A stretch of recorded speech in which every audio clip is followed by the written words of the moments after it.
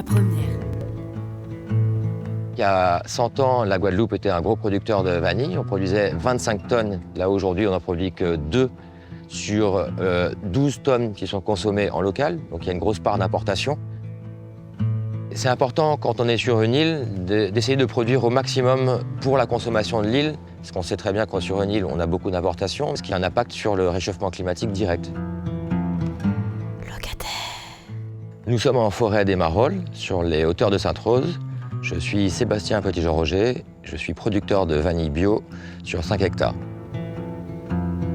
Ce qui est quand même assez génial avec l'agroforesterie et sur la culture de la vanille, c'est qu'on est dans un environnement qui est quasiment plus que bio, parce qu'on a 0 intrants, c'est-à-dire 0 engrais.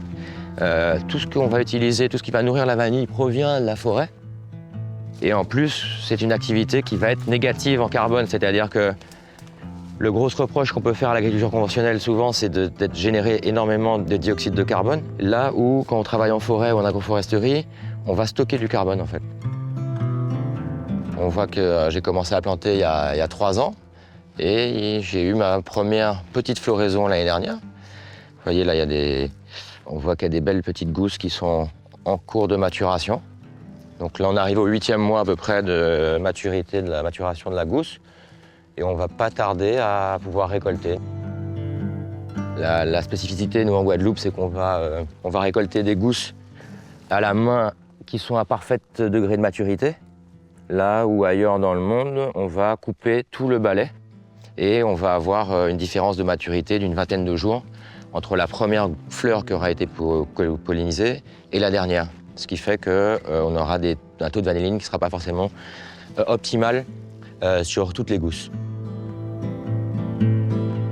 On part d'une bouture qu'on va disposer sur un tuteur qui va grandir et pendant 3 à 4 ans, elle va fleurir généralement au bout de 4 ans.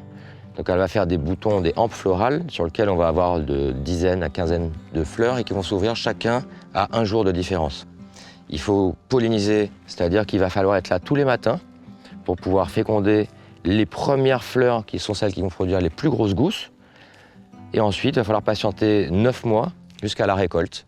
Donc ce procédé de la plantation de la bouture à la vente de la première gousse, il va se passer 5 ans. 4 ans de croissance de la liane, 9 mois de maturité de la gousse après fécondation, 1 mois de séchage et ensuite 8 mois d'affinage dans lequel ça va permettre à la vanille de développer tous ses composés aromatiques et d'exprimer vraiment toutes les valeurs organoleptiques, toutes les odeurs, tout son potentiel aromatique.